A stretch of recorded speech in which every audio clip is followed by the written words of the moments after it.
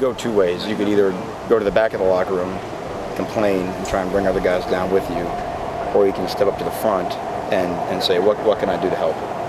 And the hard part about it is this: just because you want to do something doesn't mean that you automatically go to the front of the line and become great at it. So I think the fact that he's just trying to find a role to help us have as good of a season as we can have in his senior year, and that to me is what, that's when you have a team as young as ours, that's what's really a great lesson for everybody on the team. You know what I mean? Whatever it takes to get us to win a football game. How happy were you when he had that tackle? Well, if you saw our entire sideline, I don't think there was a person whose feet were on the ground when he tackled the quarterback.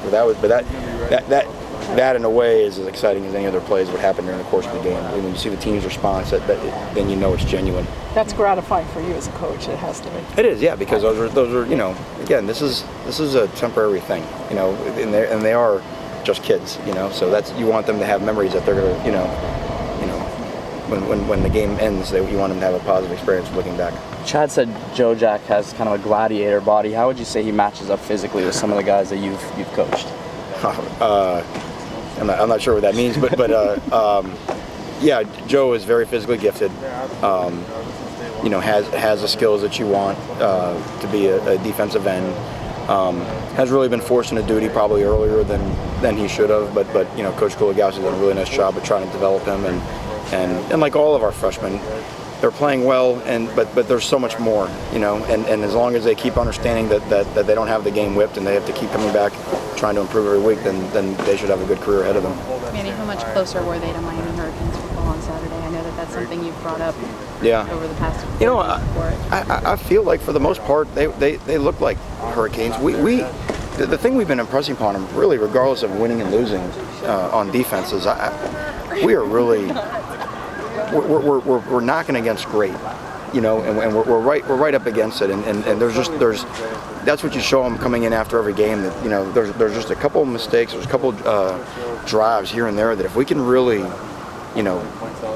tighten up those things, we can be really, really hard to move the ball against and really hard to score against. So we don't ever want to be satisfied with being good, because that is a curse in college football, because there's a lot of good teams, there's not many great teams. Rashawn had an interception last game. Is there something that your secondary can do to get more interceptions?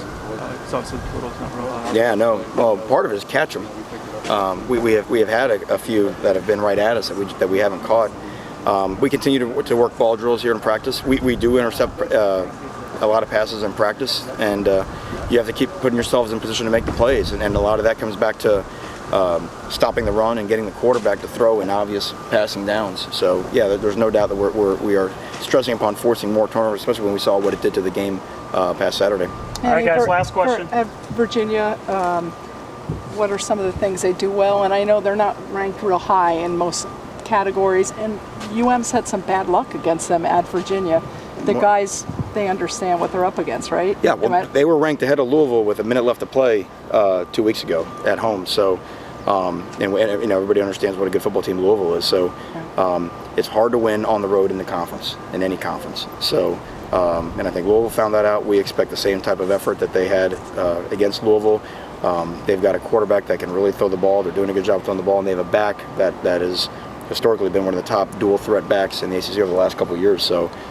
We feel like it's a big-time challenge for our defense, because when they have been on offense, they have really been able to move the football. So again, we have to go back and do what we've done and try to stress all week, and expect it to be a 60-minute battle.